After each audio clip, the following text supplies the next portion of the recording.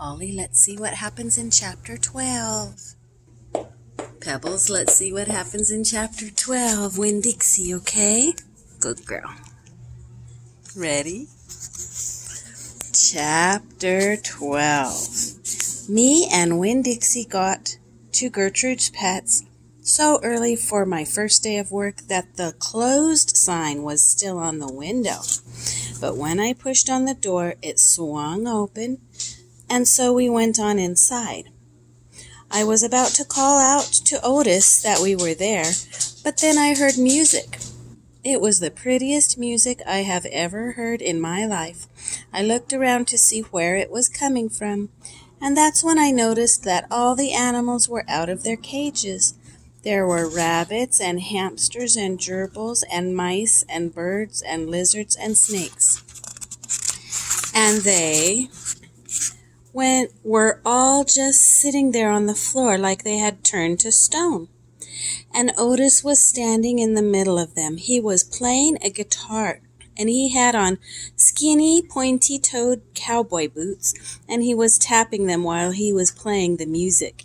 His eyes were closed, and he was smiling. Winn Dixie got a dreamy kind of look on his face. He smiled really hard at Otis, and then he sneezed, and then his whiskers went all fuzzy, and then he sighed and kind of dropped to the floor with all the other animals. Just then, Gertrude caught sight of Winn Dixie. "Dog!" she croaked, and flew over and landed on his head. Otis looked up at me. He stopped playing his guitar, and the spell was broken. The rabbits started hopping, and the birds started flying, and the lizards started leaping, and the snakes started slithering, and Winn Dixie started barking and chasing everything that was moving, and Otis shouted, "Help me!"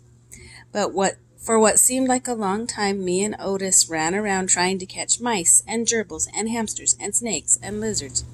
We kept on bumping into each other and tripping over the animals, and Gertrude kept screaming, "Dog! Dog!"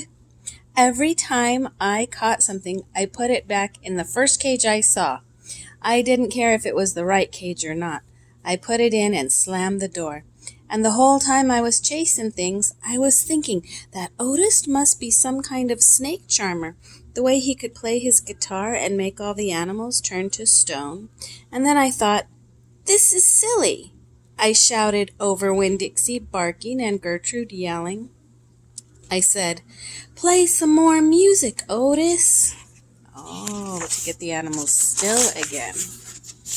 He looked at me for a minute. Then he started playing his guitar, and in just a few seconds, everything was quiet. Winn Dixie was lying on the floor, blinking his eyes and smiling to himself and sneezing every now and then. And the mice and the gerbils and the rabbits and the lizards and the snakes that we hadn't caught yet got quiet and sat still.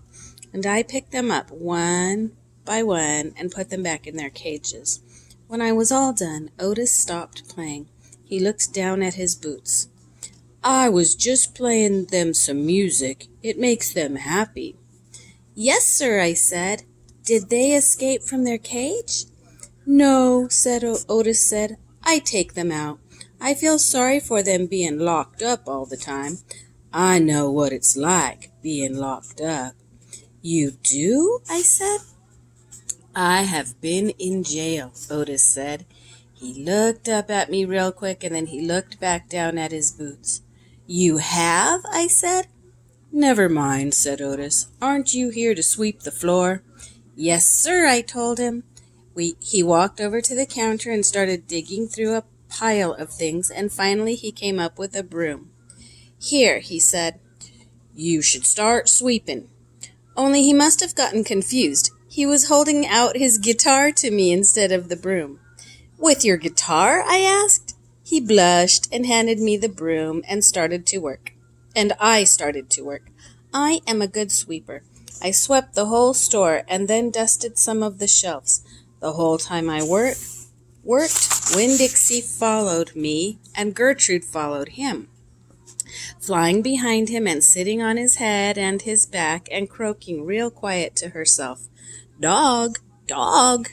When I was done, Otis thanked me. I left Gertrude's pets thinking about how the preacher probably wouldn't like it very much that I was working for a criminal. Sweetie Pie Thomas was waiting for me right out front. "I seen that," she said. She stood there and sucked on her knuckle and stared at me. "Seen what?" I said. "I seen all them animals out of their cages and keeping real still. Is that man magic?" she asked. "Kind of," I told her. She hugged Winn-Dixie around the neck. "Just like this grocery store dog, right?" "Right," I said. I started walking, and Sweetie Pie took her knuckle out of her mouth and put her hand in mine. "Are you coming to my birthday party?" she asked. "I surely am," I told her. "The theme is pink," she said. "I know it," I told her. "I gotta go," she said all of a sudden. "I gotta go home and tell my mama about what I seen. I live right down there, in that yellow house. That's my mama on the porch. You see her? She's waving at you." I waved at the woman on the porch, and she waved back, and I watched Sweetie Pie run off to tell her mama about Otis being a magic man. It made me think about my mama and how I wanted to tell her the story about Otis charming all the animals. I was collecting stories for her. I would also tell her about Miss Franny and the bear, and about meeting Gloria Dumb and believing just for a minute that she was a witch.